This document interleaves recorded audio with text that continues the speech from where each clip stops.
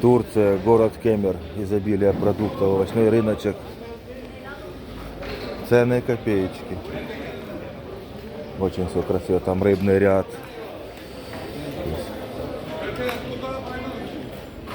Красота.